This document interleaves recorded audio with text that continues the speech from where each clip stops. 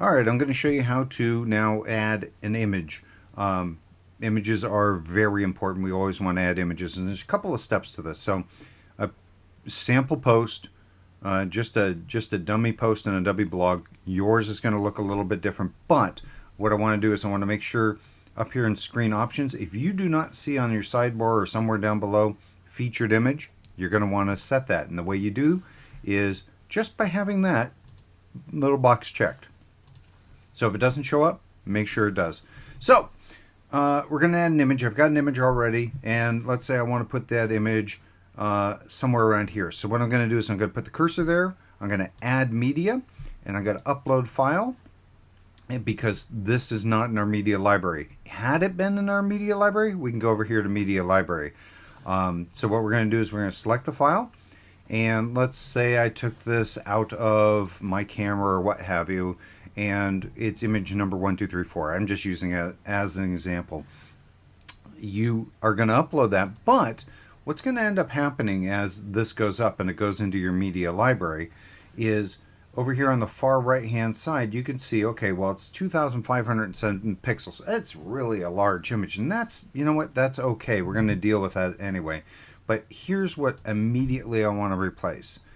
I really don't want that to be image number 1234. I always want it to be something reflective of what it is. So in this particular case, I'm going to call it table and chairs. And actually what I'm going to do is I'm going to go and copy that, because if I want a caption underneath the image, I am going to put a caption. That is optional. What's not optional is every single time I want you to put an alt text and a description. And absolutely everything should be just like that. Use whatever it is, whatever that description is that you're going to put in there. Make sure it is reflective of whatever's in the picture. Same thing with the alt text. Next, I'm going to show how I want it displayed. Well, if I put it in the center, it'll be in the center of my post. I can also do none, left, and right. In this particular example, I'm just going to do right.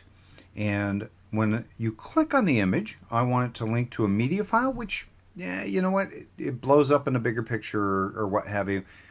I'm going to say for most of what you do, you don't want to do anything. You just want to do none. That way they, you know what, they can click on it, nothing happens. It's not actually anything. If you did want somebody to click on it and have it go somewhere to a different URL, you could actually put in custom URL. Next, I'm going to put in the size, and you see I could do full size, which is way too big for my blog post. Even the large size is going to be way too big. So I'm going to put it in as a medium, and remember it's going to be aligned on the right. So I'm going to insert in the post, and there it is. After you're done with that, now you can come back, and before you actually publish this, what I want you to do is always set a featured image for the blog post. So you can have multiple images in here, but you always want to set one of them as a featured image and make sure it's a nice big size picture. And then of course, then you can hit publish, and as soon as this publishes, we'll go over and look at it.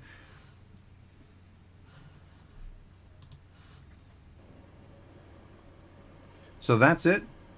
Always add images. They're very easy to add, but always make sure you set a featured image.